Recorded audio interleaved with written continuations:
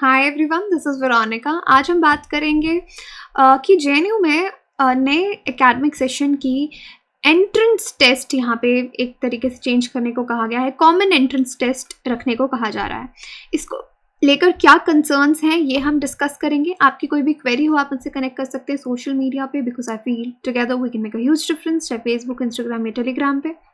PDF आपको सिर्फ और सिर्फ मेरे टेलीग्राम चैनल पे ही मिलेगा। अब देखिए, जवाहरलाल नेहरू यूनिवर्सिटी की जो एकेडमिक काउंसिल है 12 जनवरी को उन्होंने एक प्रपोजल को अप्रूव किया। ये प्रपोजल क्या था कि आप CUET यानी कॉमन यूनिवर्सिटीज़ एंट्रेंस टेस्ट को इम्प्लीमेंट कर दो।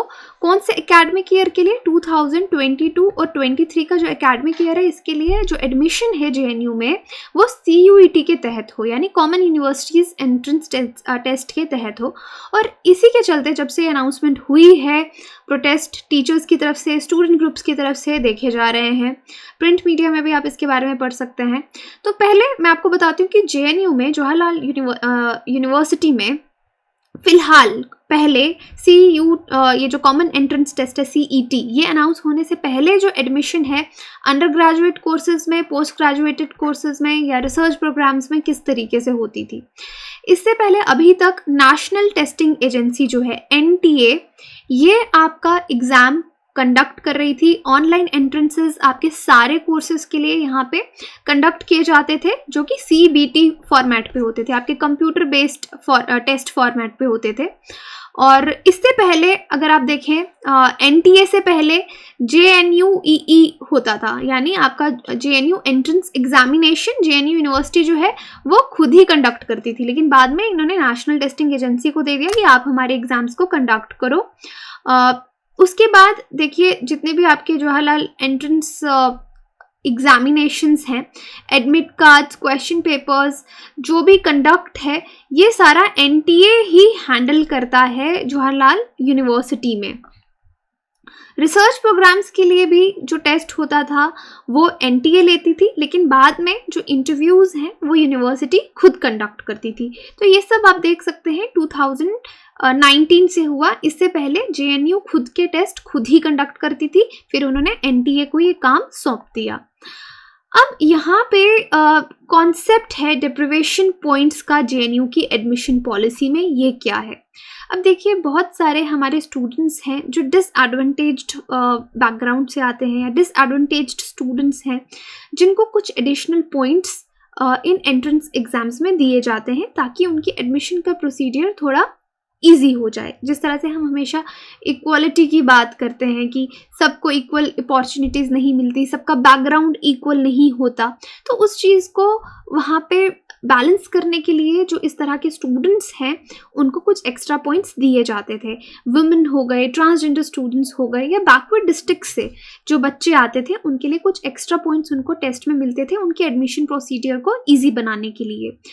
अब जो नया ये टेस्ट बोल रहे हैं CUCET, यहाँ पे कोई क्लैरिटी नहीं है कि किस तरीके से इस चीज़ को यहाँ पे इम्प्लीमेंट किया जाएगा। क्या ये जो डिप्रिवेशन पॉइंट्स हैं CUCET में भी दिए जाएंगे? अब यहाँ पे सवाल उठ रहा है एकेडमिक काउंसिल मीटिंग में। कंसर्न्स की बात करते हैं कि जिन लोगों को कंसर्न्स हैं वहाँ पे प्रॉब्लम कहाँ से आ रही है। एकेडमिक काउंसिल की मीटिंग पे सवाल उठ रहे हैं कि एकेडमिक काउंसिल की मीटिंग जो 12 जनवरी को हुई, जहाँ पे JNU ने डिसाइड किया कि एंट्रेंस, अब जो एडमिशन्स होंगी वो कॉमन यूनिवर्सिटी एंट्रेंस के थ्रू होंगी नेक्स्ट एकेडमिक सेशन 2022-23 के लिए। जो डायरेक्टर है एडमिशन्स के, जयंत त्रिपाठी जी, उन्होंने कहा कि ये जो प्रपोजल है CUET को अडॉप्ट करने का, ये पूरे जितने भी पैनल मेंबर्स हैं उन्होंने सभी ने इसको एंडोर्स किया है, उसके लिए हामी भरी है कि इसी तरीके से होना चाहिए। अब JNU क्यों डिसाइड कर रहा है कि ये जो एडमिशन है ये CUCET के तहत होनी चाहिए?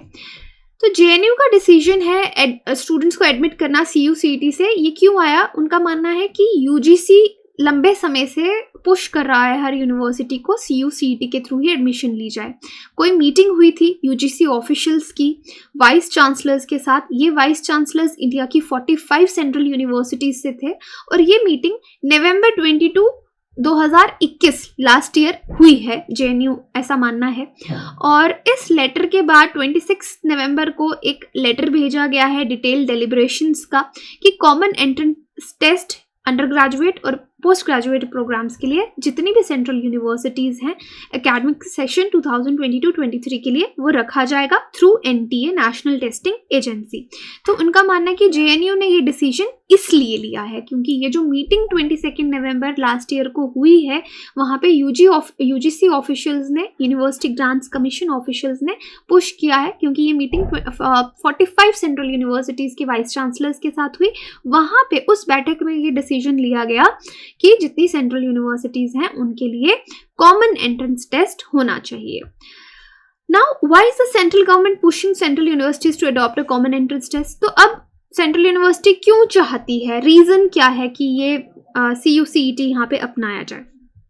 तो पहला रीज़न दिया जा रहा है NEP कि जब से हमारा नेशनल एजुकेशनल पॉलिसी आया है इसको इम्प्लीमेंट करने के लिए इस तरह की एंट्रेंस टेस्ट की ज़रूरत है। एक रीज़न ये दिया जा रहा है। दिसंबर लास्ट ईयर UGC ने 7 मेंबर की एक कमेटी जो है सेंट्रल यूनिवर्सिटी ऑफ पंजाब के VC RP तिवारी के अंदर बिठाई थी और उनको एक प्लान बनाने के लिए कहा था कि आप 2021-22 एकेडमिक सेशन के लिए कैसे इसको इम्प्लीमेंट करना है CUCET के लिए, इसका प्लान बनाया जाए। फिर कमेटी ने अपनी जो रिपोर्ट है वो सबमिट की और उसको गो हेड मिला कि बिल्कुल सही है। अब कोविड पैंडेमिक सिचुएशन देखते हुए ये प्लान थोड़ी देर के लिए रुक गया, लेकिन फिर से इसको रिन्यू करके अब कहा जा रहा है कि CUCET के थ्रू एडमिशन्स होगी। अब दूसरी बात कंसर्न्स की करते हैं कि ये मैंने आपको अभी तक बता दिया कि पहले JNU में किस तरह से एडमिशन होती थी, अब कॉमन एंट्रेंस टेस्ट की बात की जा रही है, क्यों कही जा रही है, किस मीटिंग में डिसाइड किया गया, किस बैठक में ये डिसीजन लिया गया। अब हम कंसर्न्स की बात करते हैं कि जो टीचर्स हैं JNU के वो क्यों एप्रीहेंशंस जता रहे हैं, इसके पीछे क्या क्या कंसर्न्स हैं, ऑपोजिशन क्यों हो रहा है CUCET की। तो 2 वजह से ऑपोजिशन हो रहा है। पहला पार्ट है इसके प्रोसीडियर को लेके कि जो मेथड यहाँ पे अपनाए जा रहे हैं उस पे लोगों को बहुत ज़्यादा डाउट्स हैं, इसलिए यहाँ पे ये प्रोटेस्ट हो रहे हैं। अब जो उनके टीचर एसोसिएशन है वो क्लेम कर रही है कि VC ने कहा ये डिसीजन पहले से ही एडमिशन काउंसिल जो थी 157th मीटिंग में ले लिया गया था, लेकिन उनका मानना है ये सही नहीं है। बहुत सारी रिकमेंडेशंस जो हैं वो आई थी, उनमें से ये एक रिकमेंडेशन थी और मीटिंग के मिनट्स के एजेंडा में भी नहीं थी। तो ये डिसीजन बहुत जल्दी विदाउट डिस्कशंस लिया गया, इस पर पूरी तरीके से डिस्कशंस नहीं ली गई हैं की गई हैं। जो बोला जा रहा है कि सबने बहुत ज़्यादा एंडोर्स किया, तो यहाँ पे सबसे इसके बारे में पूछा भी नहीं गया है। तो एक तरफ से ये जो टीचर एसोसिएशन है उनका मानना है कि अभी इस पे और डेलिब्रेशंस और डिस्कशंस होनी चाहिए इसको इम्प्लीमेंट करने से पहले। सेकंड पार्ट टीचर्स का ऑपोजिशन जो है, एप्रीहेंशंस हैं, वो है कि यूनिवर्सिटी बहुत तरह के यूनिक और इंटरडिसिप्लिनरी कोर्सेज ऑफर करता है जो अंडर थ्रेट हो सकती हैं, क्योंकि JNU में कुछ इस तरह के कोर्सेज चलते हैं जैसे सेंट्रल यूनिवर्सिटीज़ तो बहुत सारी इंडियाज़ में, उनके लिए आपने एक कॉमन एंट्रेंस टेस्ट रख दिया क्योंकि ऑलमोस्ट उनके कोर्सेज सेम हैं। लेकिन JNU का मानना है हमारे यहाँ पे बहुत सारे जो कुछ टीचर्स का मानना है यूनिक कोर्सेज चलते हैं जो कहीं पे भी नहीं। उनकी अगर हम स्टेटमेंट देखें तो देखिए वो किस तरह के कोर्सेज की बात कर रही हैं। MA कोर्स है कंप्यूटेशन इंटीग्रेटिव साइंसेज पे, आर्ट्स एस्थेटिक्स पे, डेवलपमेंट एंड लेबर स्टडीज़ पे, international relations in area studies पे। अब ये कुछ इस तरह के कोर्सेज हैं जो बाकी की यूनिवर्सिटीज़ कंडक्ट नहीं करती हैं। तो उनका ये सवाल है कि कितनी सेंट्रल यूनिवर्सिटीज़ इस तरह के MA कोर्सेज जो हैं वो कंडक्ट करती हैं। ये तो अगर ये कोर्सेज बाकी की यूनिवर्सिटीज़ कंडक्ट नहीं करती तो कॉमन एंट्रेंस टेस्ट कैसे हो सकता है? अगर किसी को आर्ट्स एस्थेटिक्स में एडमिशन लेनी है तो कॉमन एंट्रेंस टेस्ट कैसे हो सकता है? या इसका ये मतलब है कि ये प्रोग्राम्स हम अपनी यूनिवर्सिटी से ख़त्म कर देंगे? तो ये सवाल जो हैं वो उठ रहे हैं। और दूसरा उनका ये भी सवाल है कि जो डेप्रिवेशन पॉइंट्स हैं जो हम बैकवर्ड डिस्ट्रिक्ट्स के वुमेन ट्रांसजेंडर स्टूडेंट्स को देते हैं, उनके लिए क्या किया जाएगा, वो पॉइंट्स किस तरीके से दिए जाएंगे।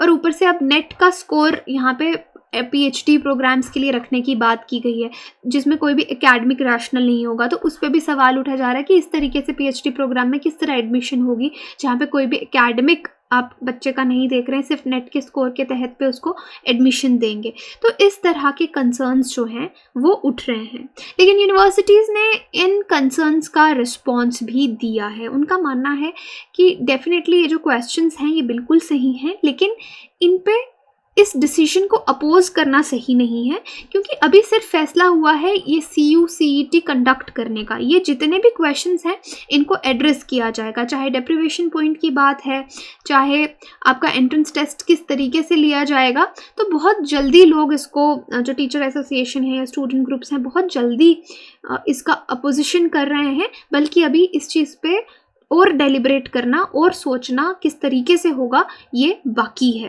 तो ये चीज़ यूनिवर्सिटी ने जवाब में कही है that it is too early right now, ये जो एप्रीहेंशंस हैं, क्योंकि इन पे वो आगे सोचेंगे, डेफिनेटली इस पे डिसीजंस लिए जाएंगे।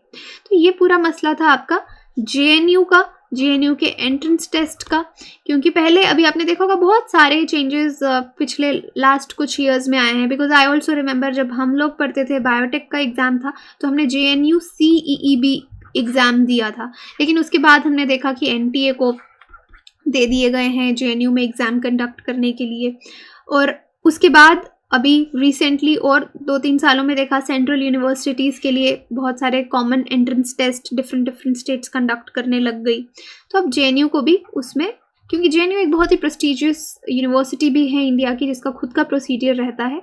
लेट्स सी कि इस पर क्या डिसीजन तो खैर उन्होंने अभी ले ही लिया, अप्रूवल तो दे ही दिया है CUCET के लिए, बट लेट्स सी कि कहीं इसको ख़त्म ना कर दें या फिर कोई नया तरीका, कोई मिडिल पाथ निकाल के लाएंगे, क्या होगा। So will keep an I on that.